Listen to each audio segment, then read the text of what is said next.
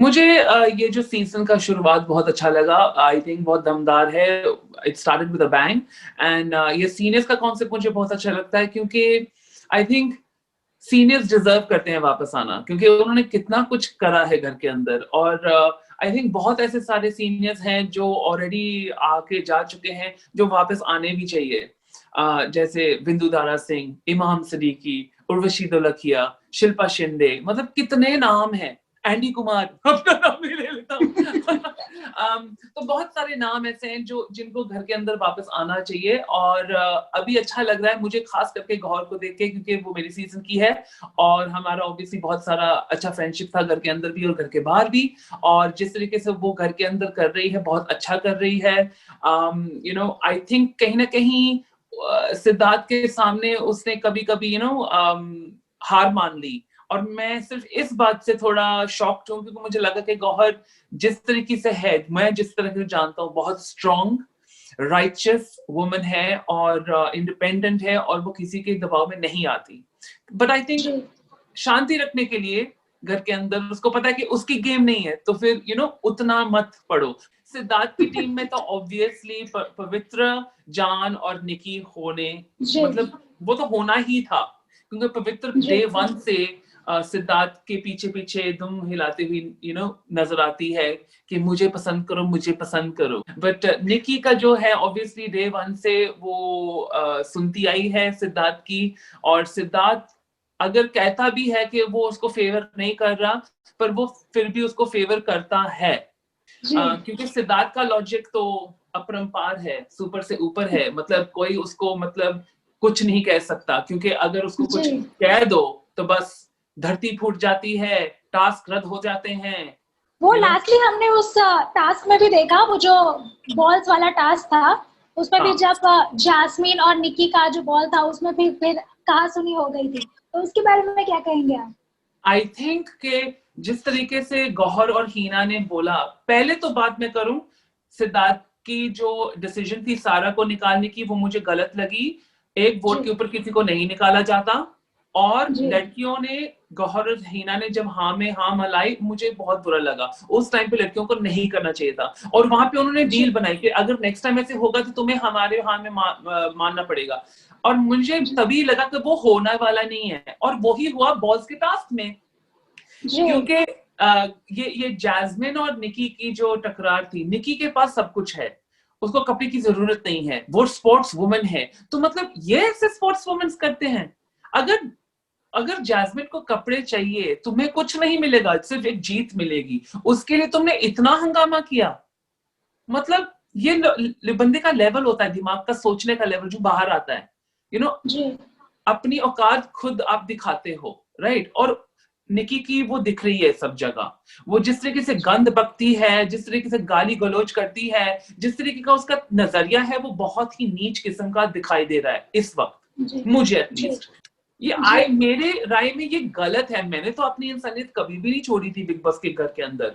चलो ठीक है, मैं 5 नंबर पे निकल गया था, तो शायद यही बिग बॉस सिखाना चाहते हैं सबको कि अगर आप अपनी इंसानियत चेकआउट करेंगे और अंदर आएंगे और बहरूपिया बन के, एक असुर बन के लड़ेंगे, तो आप जीतेंगे। क्या ये है बिग बॉस?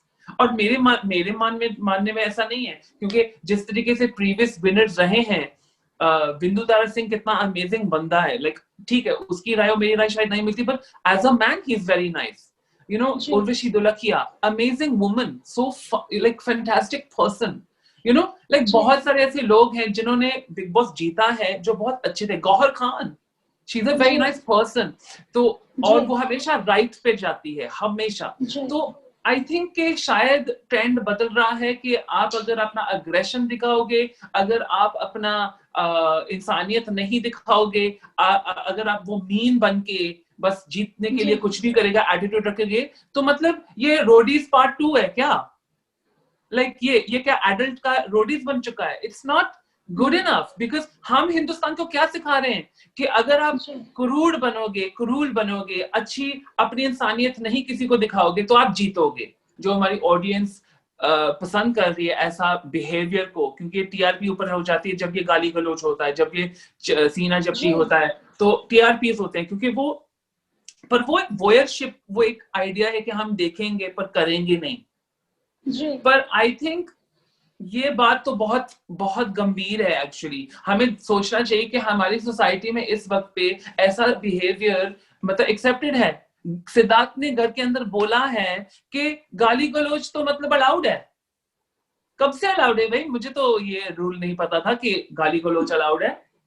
आई थिंक और सीना झपटी भी अलाउड हो जाएगा, फिर एक दूसरे को छुरा भी मार देना चलेगा। गेम है ना, बस चलो आग लगा दो किसी को। हाँ पर मैंने गेम में किया, मैं ऐसा नहीं हूं, पर मैंने आग लगा दी उस बंदे को और वो मर गया, पर मैंने सिर्फ गेम में किया। मतलब कहां तक पहुंचेगा फिर ये? हाँ मैंने उसको पकड़ के उसके बाल नोच दिए, पर मैं ऐसी नहीं हूं, तुम ऐसी हो। अगर आप वहां तक पहुंच सकते हो, तुम ऐसी हो।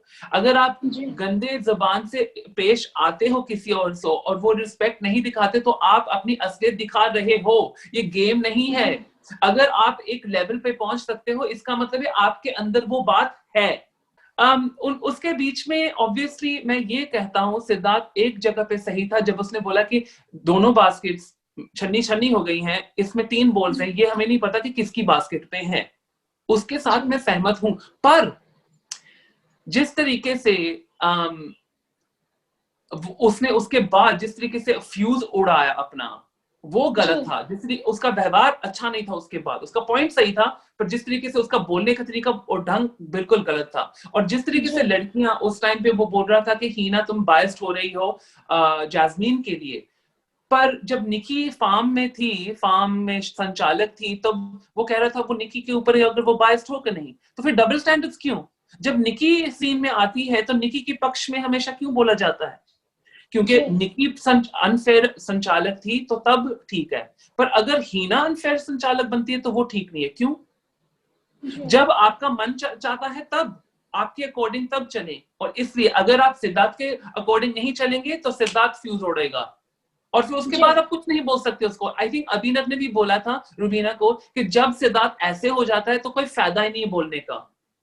तो ये बंदों का मानना है, ये दिखाता है कि अभिनव किस तरह का सोच रखता है, जो बहुत अच्छी सोच है।